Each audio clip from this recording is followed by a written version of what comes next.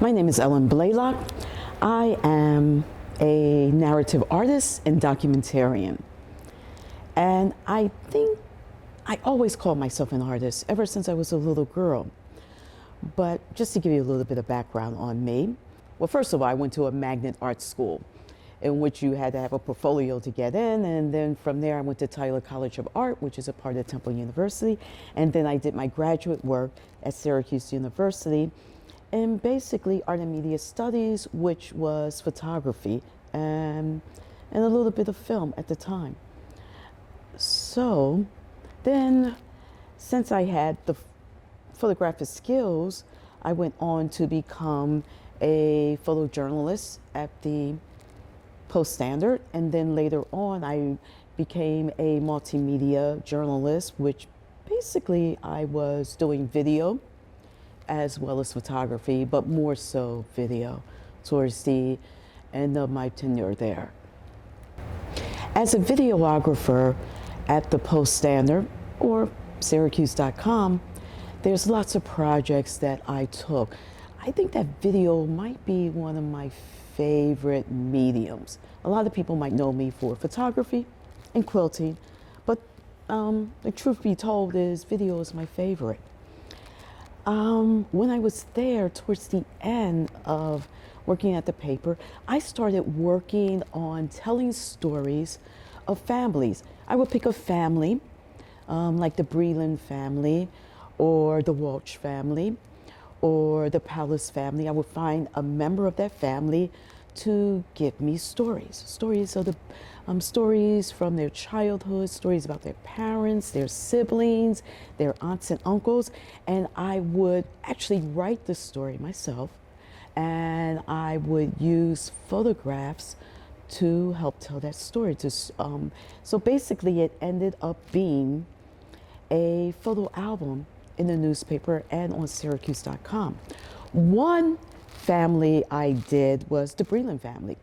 And later on, after that appeared in the newspaper, Larry Breland came up to me and thanked me very much for doing the story because it opened up a lot of dialogue for him and his grandchildren. They didn't know that he was, I think, the first African American who got a basketball scholarship at Syracuse University. And this story basically opened him up to start talking about that. And he was thanking me for giving him that opportunity to have that dialogue. What got me first involved in really trying to focus on families' personal stories is because I first did it with my family. Years and years ago, I decided to put together the Blalock and the Williams photo album. I put this together for my family before there was Ancestry, in which you can maybe find out a little bit more information. I talked to my aunts, uncles, and my great aunts and uncles who were still living and I just collect oral history. And I was going through everybody's photo albums, picking out images. So I got wonderful images of all of this is basically my grandmother's siblings. And I get to my grandfather's siblings. And also, I start the book with this page. This page pretty much says, you are the keeper of this book. It belongs to your children and your children's children. Pass it on. So there's nothing famous about my family. It's nothing really that interesting about my family, except for that it's my family. And the stories that we love to share and what's common from uncle to aunt, from generation to generation. It really tickles the young ones to find out they're just like us. Also in this book too, I also said what people died of, and that information is important because a lot of the Blalocks die of cancer. I did it for that reason too. and just the accomplishments of individuals in the family. I had an uncle a great uncle, was born with no arms. My father used to tell me about his uncle. Yeah, my uncle, he could drive a car, he could do this and this. I'm like, yeah, Dad, sure, Dad. Because my dad's a real jokester. But sure enough, one day I got to meet that uncle. And I'm like, wow, this is that uncle my dad was always telling me about. So in this album, it has those stories and several other stories.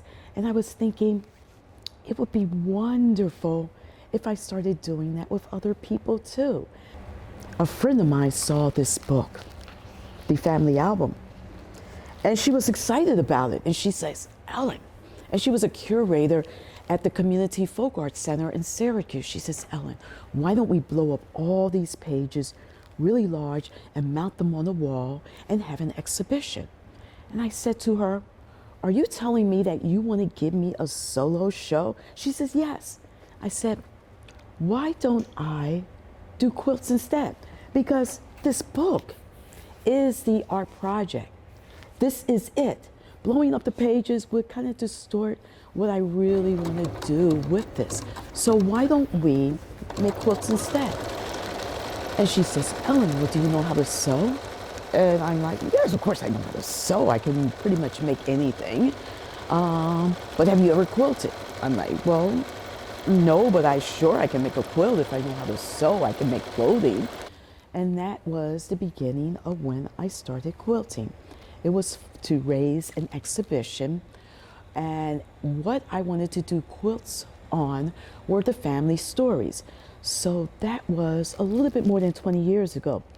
So for the last 20 years, I have been adding more and more quilts to the family story. I first discovered the Schweinfurth over 20 years ago. And that's when I was a photographer covering Cayuga County, Seneca County, and Wayne County. And I would come to the Schweinfurth and I would cover exhibitions here. Then when I started making quilts, a friend of mine said, why don't you try to get into one of those art quilt exhibitions at the Schweinfurth? And I'm like, oh, I've been to one of those exhibitions. That stuff is pretty good, you know? Like, I had a lot of respect for that exhibition. So one day I decided to submit a couple of quilts. My first time I submitted 2 quilts, they got in. One was Mary and one was Got Feet. And I was happy to get them in the show. Then I also submitted a few more times. One time I submitted the Dandelion quilt. That did not jury into the show. I was a little sad, but that was okay. And then another year, I submitted another quilt, and it got in. The quilt about my father in the Middle Passage. And it took first place. So I was really excited about that. And I developed this long relationship with the Schweinfurth. So when the opportunity came, Creatives Built New York, which is sponsored by the Andrew Mellon Foundation, I decided to apply. But in order to apply, we also had to partner with a 501c3. And I thought about the Schweinfurth. The Schweinfurth said they thought about me. They said they also heard about this opportunity, this award. And they said the only person we wanted to work with was you. And I was happy because I was like, I want to work with you too. So we actually won the prize. And the opportunity gives me a living salary as an artist for 2 years.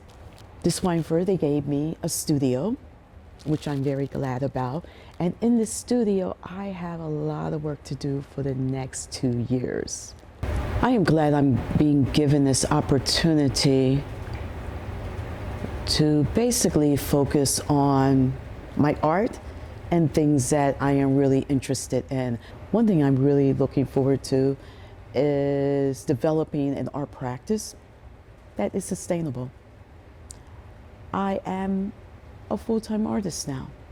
All I do is art, basically, and connect with other artists and supporters of the arts, and also to introduce other people to the arts. I am hoping that by the end of this residency, I would have developed several workshops that I can present, as well as several exhibitions that will hopefully have the capability of being toured around the country, and also to connect with other quilters, especially African American quilters. That's one thing I want to do here for the next year and a half, is build programming to welcome African American quilters into my community, which is the Schweinfurth Art Center. I lived in Auburn many years ago. In most cases, when people think of Auburn, they pretty much think of two stories, Seward, and if you're thinking about a black story, or more so, Harriet Tubman. This is where Harriet Tubman decided to settle later in life. So the Harriet Tubman home is here, her gravesite is here, and many people from all over the country come to this city because of Harriet Tubman. There are so many more stories to tell, and that's where I come in. When I went to the library in Auburn and I asked them to show me books on the history of Auburn, pretty much the only black person that was included in the history books was Harriet Tubman. There might have been one or two others, but that was it. And I decided to do a picture audit in one of the books. This book had a few hundred images in it, and I noticed that there were only 4 images that included black people. And 2 of those images were black men in the Auburn prison. And there were black people living in Auburn even before Harriet Tubman got here. So a lot of times when you think of Auburn history and looking at black people, you think that it starts and ends with Harriet Tubman. I want to tell those other stories.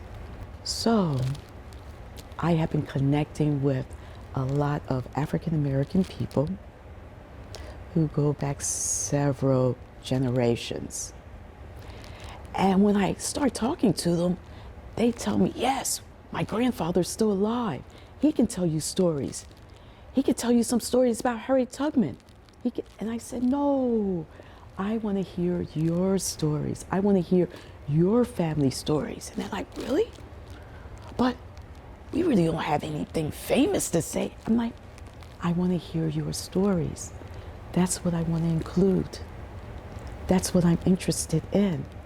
And then we start talking, and then we start laughing together when they start telling me some stories of their past.